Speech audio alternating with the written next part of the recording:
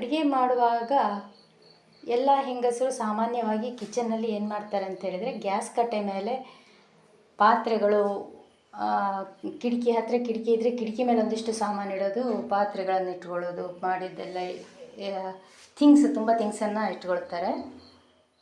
Actually ಹಾಗೆ ಮಾಡೋದ್ರಿಂದ ನಾವು ಕಿಚನ್ ಒಳಗಡೆ ಬಂದಾಗ ನಮಗೆ ಇಷ್ಟೊಂದು ಕೆಲಸ ಇದೆ ಅಥವಾ ಏನೋ ಗಜಿಬಿಜಿ ಅನಿಸುತ್ತೆ.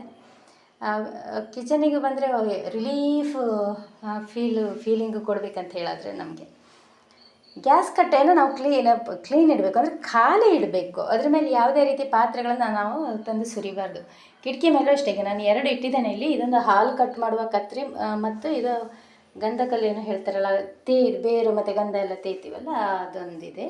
ಆ್ಯಕ್ಚುಲಿ ಅದನ್ನು ಕೂಡ ನಾನು ಇಡಲ್ಲ, ಇಡಬಾರ್ದು. ಹಾಗೆ ಇಟ್ಟರೆ ನಮಗೆ ಗಜಿಬಿಜಿ ಅನಿಸೋದು ಮನಸ್ಸಿಗೆ. ವಾಸ್ತು ಸರಳ ವಾಸ್ತು ಹಾಗೆಲ್ಲ ಹೇಳ್ತಾರಲ್ಲ, ಯಾವುದು ನಮ್ಮ ಮನಸ್ಸಿಗೆ ಫ್ರೀ ಅನಿಸುತ್ತೆ, ಖುಷಿ ಕೊಡುತ್ತೆ, ಅದೇ ವಾಸ್ತು ಅಂತ ನಾನು ಹೇಳೋದು. ಈ ರೀತಿ ಗ್ಯಾಸ್ ಕಟ್ಟೆಯನ್ನು ಖಾಲಿ ಇಟ್ಟಾಗ ಕಿಚನಿಗೆ ಬಂದಾಗೆಲ್ಲ ನಮಗೆ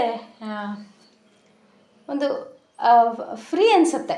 ತುಂಬ ಕೆಲಸಗಳಿದೆ, ಗಿಜಿಬಿಜಿ ಅನಿಸಲ್ಲ. ಆರಾಮಾಗಿ ಸ್ವಲ್ಪ ಖುಷಿಯಾಗಿ ಕೆಲಸ ಮುಗಿಸ್ಬೋದು ಆದಷ್ಟು ಬೇಗ. ಇದು ನಂದು ತುಂಬ ಚಿಕ್ಕ ಕಿಚನು, ಆದರೆ ನೀಟಾಗಿ ಮಾಡ್ಕೊಳ್ಬೋದು. ನಾನು ನೀಟಾಗಿ ಮಾಡ್ಕೊಳ್ತೇನೆ. ಎಲ್ಲ ಥಿಂಗ್ಸನ್ನು ನಾನು ಕೆಳಗಡೆ ಇಟ್ಕೊಂಡಿದ್ದೀನಿ. ಏನು ಇಡೋಕ್ಕೂ ಜಾಗ ಇಲ್ಲ. ಇಲ್ಲಿ ಸಿಲಿಂಡ್ರ್ ಇಡೋಕ್ಕೆ ಅಂತ ಹೋಲ್ ಇಟ್ಟಿದ್ದಾರೆ, ಬಟ್ ಹೈಟ್ ತುಂಬ ಕಡಿಮೆ ಇದೆ ನೆಲದಿಂದ, ಮತ್ತು ಇಲ್ಲಿ ಕಟ್ಟೆಗೆ ಗ್ಯಾಸ್ ಸಿಲಿಂಡ್ರ್ ಪಾಸ್ ಆಗೋದಿಲ್ಲ. ಸೊ ಅದನ್ನು ನಾನು ಬೇರೆ ಕಡೆ ಸೈಡಲ್ಲಿ ಇಟ್ಟಿದ್ದೀನಿ. ಗ್ಯಾಸ್ ಕಟ್ಟೆ ನಾನು ಮುಖ್ಯವಾಗಿ ಹೇಳೋದು, ಗ್ಯಾಸ್ ಕಟ್ಟೆಯನ್ನು ಖಾಲಿ ಬಿಡಿ.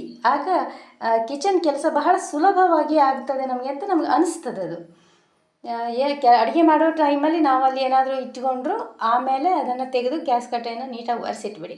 ಕಿಚನ್ ಒಳಗಡೆ ಬಂದಾಗ ಎಲ್ಲ ಕೆಲಸ ಅದು ಹಾಗೆ ಫೀಲ್ ಆಗುತ್ತೆ. ಏನೋ ಸ್ವಲ್ಪ ಒಂದಿಷ್ಟು ಪಾತ್ರೆ ತೊಳೆದಕ್ಕೆ ಸಿಂಕಲ್ಲಿ ಇದ್ದರೂ ಕೂಡ ನಮಗೆ ಎಷ್ಟೊಂದು ಕೆಲಸ ಪೆಂಡಿಂಗ್ ಇದೆ ಹಾಗೆ ಹೀಗೆ ಅಂತ ಮನಸ್ಸಲ್ಲಿ ಟೆನ್ಷನ್ ಬರೋದಿಲ್ಲ. ಇದನ್ನೇ ಬಹುಶಃ ವಾಸ್ತು ಅಂತ ಹೇಳ್ಬಹುದು. ಯಾವುದು ಮನಸ್ಸಿಗೆ ಫ್ರೀ ಆಗ್ತದೋ ಅದು ಸರಳ ವಾಸ್ತು ಅಂತ ಹೇಳಬಹುದು ಅಂತ ನಾನು ಅಂದ್ಕೊಳ್ತೇನೆ.